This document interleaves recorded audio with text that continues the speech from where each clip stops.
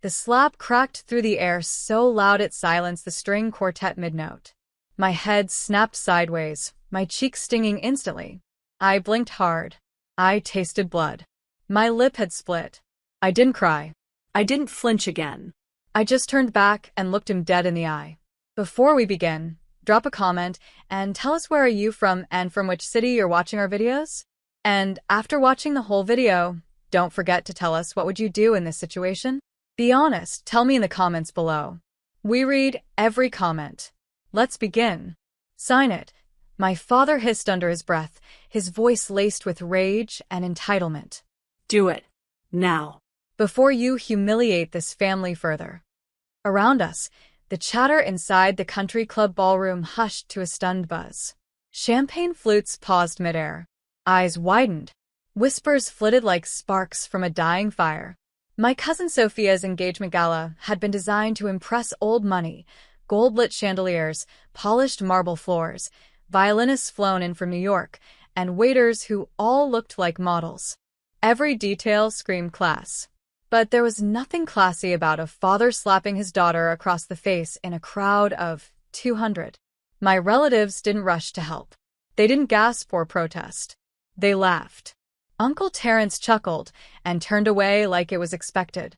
Aunt Riley gave me a tight-lipped smirk and muttered, "Drama, drama, drama." Even my cousin Mason, who I used to share crayons with as a kid, looked at me like I'd just embarrassed him personally. Sophia, the star of the evening, simply rolled her eyes and whispered something to her fiancé that made him smirk. But I stood tall, because what none of them knew, what my father didn't even bother to ask, was that this morning, just before noon, I'd already transferred the Manhattan condo, the beach house in Montauk, and all 3 rental units in Grandpa's Arizona portfolio into my name. Every signature had been notarized. Every paper was legal. And they were all mine now. 30 minutes earlier, I'd walked into the gala wearing a simple navy blue dress, hair slicked back, and a matching envelope tucked neatly under my arm. It held copies of the transfer confirmations. I didn't come to flaunt them. I came because I wanted to keep peace. Because despite everything, I thought maybe, just maybe, my father wouldn't make a scene over one house. The old brownstone Grandpa left me. The one he and I had fixed up with our own hands. The one with the cedar porch swing and the vine-wrapped windows. The house that meant everything to me. But the moment I stepped into that ballroom, I felt the energy shift. It was like walking into a trap. Look who finally showed, Mason had sneered, raising his champagne glass mockingly. The heir of the broken house. Still think you're special just 'cause Grandpa gave you a few bricks. I ignored him. But then my father stormed over, red in the face, fury simmering just below his calm exterior. Let's talk. Now. I followed him to the corner. I knew it was coming. The pressure. The threats. The guilt-tripping. I need you to sign it over to me, he demanded, shoving a stack of papers toward me with a cheap pen. You're too young to handle property alone. Let me take care of it. I laughed under my breath. You mean sell it out from under me like you did with Mom's jewelry? Or the car I bought with my own money when I was 17? His jaw clenched. Don't be smart, Claire. That house belongs to the family. Not to you. No, Dad, I said evenly. It belonged to Grandpa. And he gave it to me. The slap came a second later. And still I didn't sign. The gala resumed. Conversations picked up. Music drifted lazily again. But I walked out, my head high. The night air outside was cool, and my phone buzzed in my clutch, a text from Attorney Kaplan. All transfers confirmed. You're officially the owner. Congrats. I read it twice. Then I smiled. I maybe left with a busted lip and mascara smudged under my eyes, but I was walking into a future no one could take from me now. Not Dad. Not my relatives. And when they'd find out what else I'd inherited, what Grandpa had quietly left me, in accounts and assets they didn't even know existed, they'd regret ever treating me like some weak girl clinging to a house. Because I wasn't weak. I'd just started playing the game by their rules. And I was about to win it. 3 days earlier, flashback, but seamlessly integrated, no slow start. You'll get nothing but trouble from them. Grandpa had said, coughing into his blanket as we sat on the porch swing of the brownstone. But that's why I'm not leaving this to them. I'm leaving it to you, Claire. The only one who ever showed up without a reason. I swallowed hard, trying not to cry. His hand found mine and squeezed it weakly. They'll come for it. They'll say you don't deserve it, he continued. But I've arranged everything. The deed, the trust, even the keys to the safety deposit box in Jersey. Use it if they push you too far. I didn't know what he meant then. But now? Every word made sense. That morning, I'd opened the safety deposit box. Inside was a single sheet of paper with 3 bank account numbers and a brief note. They mocked you because you were quiet. Now, let silence be a revenge. Back in the present, I sat in the back of a yellow cab, watching the city blur past the window. I wasn't going home. Not to the brownstone. Not tonight. I had somewhere else to be. Kaplan had arranged a private dinner meeting with a real estate developer who wanted to turn the Montauk property into a boutique wellness retreat. The bid was already 7 figures. I hadn't even returned the call yet. But I wasn't selling. Not yet. Because I wasn't just the girl who got slapped at a gala anymore. I was the girl about to reshape her whole damn family's legacy and make them beg for forgiveness when they realized just how far I was willing to go. And the best part? I'd do it all without ever raising my voice. The marble lobby of the Lexington Tower shimmered under warm, golden lights as I stepped out of the cab. My cheek was still faintly red, but I'd pulled my hair over it. Lipstick fixed the rest. In this world, appearance was everything, especially when walking into a room where people didn't see you as the girl who got slapped, but as the owner of real estate they couldn't afford. A tall man in a crisp gray suit stepped forward. Ms. Claire Bennett? Yes, I said with a calm smile. I'm Julian Vance. I represent West Bay Estates. The Montauk offer is now $3.2 million. My client's prepared to transfer the funds by next Friday. We'd like first rights of negotiation for your Arizona properties as well. I looked him straight in the eye. I'm not selling. Not yet. He blinked. We thought this meeting was about finalizing. No, I said. This meeting is about showing you I'm not some naive little girl who got lucky in a will.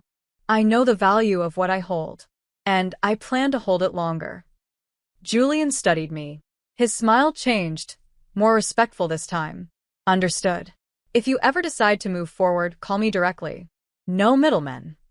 He handed me a sleek, embossed card. I tucked it into my clutch. The next morning, my father showed up at the brownstone, banging on the front door like he owned it. I opened slowly, arms folded. You're early. Want coffee before you insult me again? He looked exhausted, but pride was still stitched into every muscle of his face. You embarrassed me last night. Do you think that makes you powerful? I don't need to think, Dad. I already am. He stepped inside without asking, eyes darting around like he was taking inventory. That house was supposed to stay in the family. Your mother and I. You sold Mom's house the minute Grandpa got sick. He didn't reply, just stared at the hallway where Grandpa's old photographs still hung. I loved him too, you know, he finally said, voice tighter now. He wasn't perfect, but he knew what you were. That's why you got nothing. My father turned to me slowly, jaw clenching, and I waited for him to yell, to threaten, to explode again. But he didn't. He just scoffed bitterly and said, You're turning into him, Claire. Cold. Calculated. I smiled faintly. No. I'm just finally learning to protect what's mine. That night, I got a call from my cousin Sophia. I heard you're making moves, she said, her voice like sugar laced with cyanide. Dad's furious. Mom says you're ruining the family name. I laughed. You mean the name that's been pawning off inheritance to pay off gambling debts? Silence. Anyway, she continued quickly, there's a brunch at the estate tomorrow. You should come. Maybe clear the air? I'll think about it. Wear something nice, she added before hanging up. You wouldn't want to look out of place. I stared at my reflection in the mirror. They still didn't get it. I wasn't walking into rooms hoping to fit in anymore. I was walking in knowing I owned half the chairs. The next day, I arrived at the estate in a navy pantsuit Grandpa once told me made me look smarter than every man in the room. The moment I walked in, I felt the energy shift again. Only this time, I wasn't the outsider. I was the storm. Claire, Aunt Riley called from across the marble foyer, fake smile plastered on. So glad you made it. Of course, I said, air kissing her cheek. Wouldn't miss the last brunch you host in this place. She blinked. Excuse me? Didn't you hear?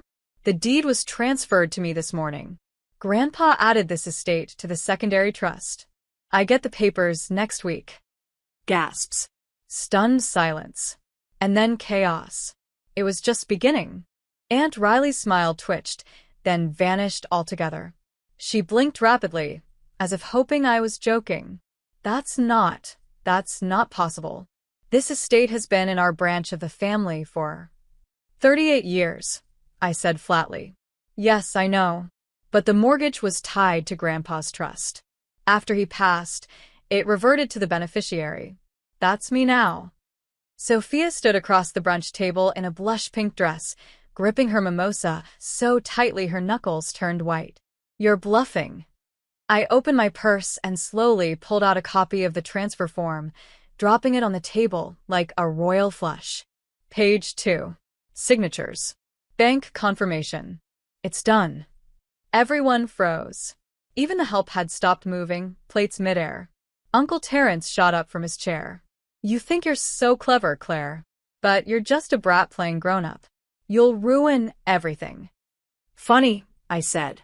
I thought ruining things was your department. Didn't you refinance your own home 3 times and beg Grandpa to cover it? Didn't he pay your debts, then make you sign over your half of this estate in exchange? He went pale. Aunt Riley stumbled backward, as if a ghost had passed through her. Don't believe her, she said quickly. Claire's always been dramatic. I tilted my head. You mean like when you told everyone I faked my panic attacks to skip family events? Silence. Even Sophia's smirk fell off. I wasn't screaming. I didn't need to. I was armed with proof, with calm, and with every painful memory they thought I'd buried. After brunch collapsed into scattered excuses and whispered curses, I walked through the garden path toward the greenhouse, Grandpa's favorite spot. I needed air. Silence. And there he was. Mason. Leaning against the garden arch, arms folded, face unreadable. I didn't know about the trust, he said. I raised an eyebrow. Sure you didn't? No, really. I thought Dad was bluffing when he said he had everything locked down. I didn't know Grandpa left it all to you. I stayed quiet. He looked down at the gravel. It's not that I thought you didn't deserve it. I just didn't think you'd fight this hard. I turned to go, but he stepped in front of me. Claire, wait. Can I ask something? What? He hesitated then. Why didn't you ever say anything? Why didn't you tell people what they did to you growing up? All the times they humiliated you. Because I thought if I stayed quiet, they'd love me eventually, I said, voice sharp now. But I was wrong. The only thing this family respects is power.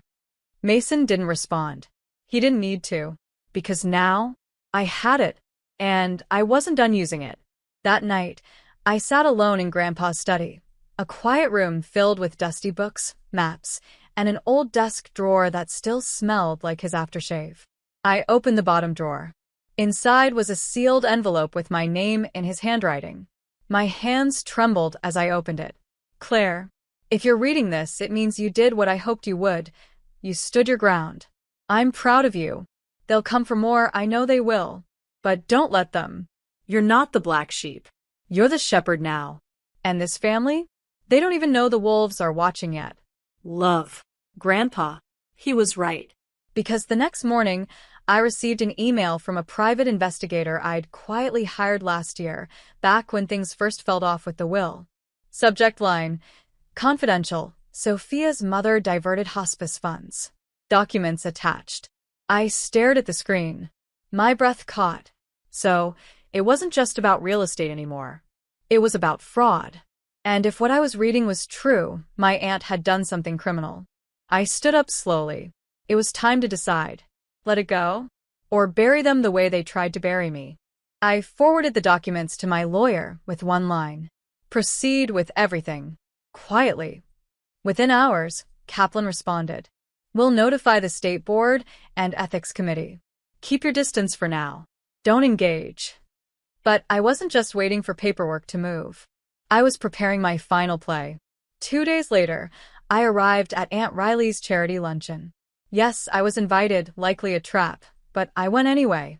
Wearing Grandpa's gold wristwatch and the same navy suit I wore to his last business meeting. I walked in alone, calm, with not a hint of tension in my face. Because the truth? I was about to detonate a bomb. The garden was full of guests. Politicians.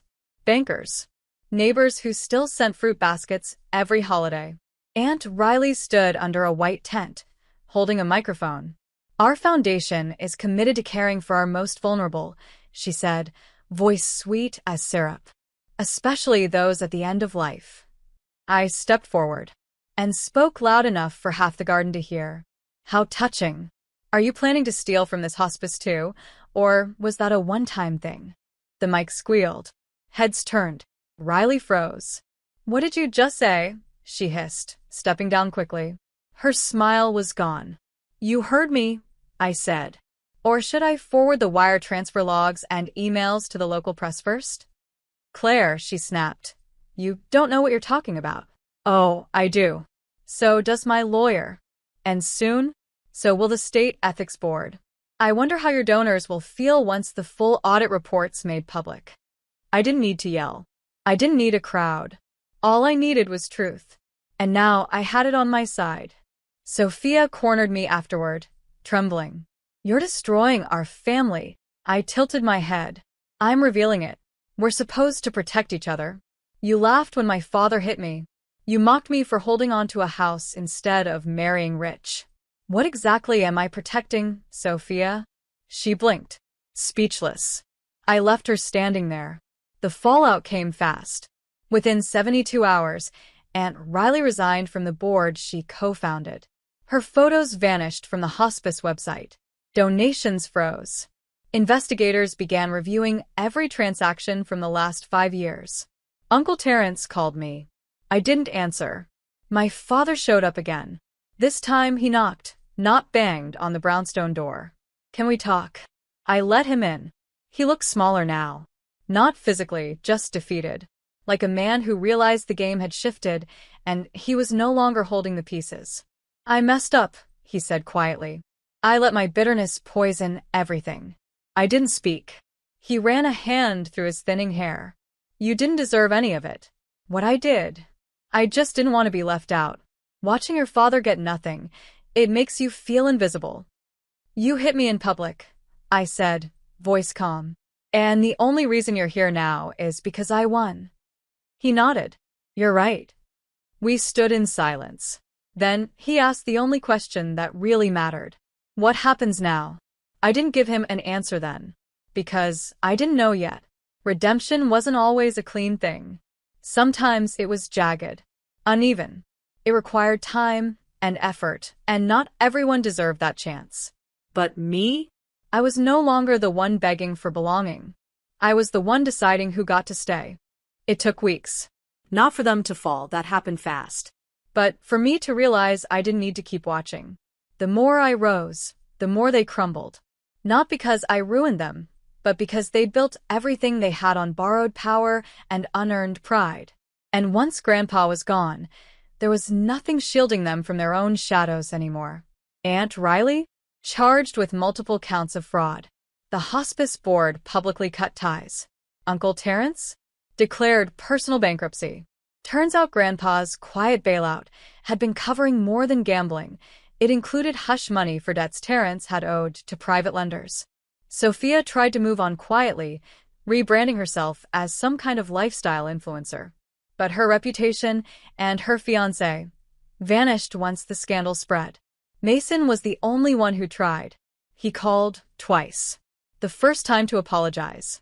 The second time to say he was leaving town, heading west to start something clean.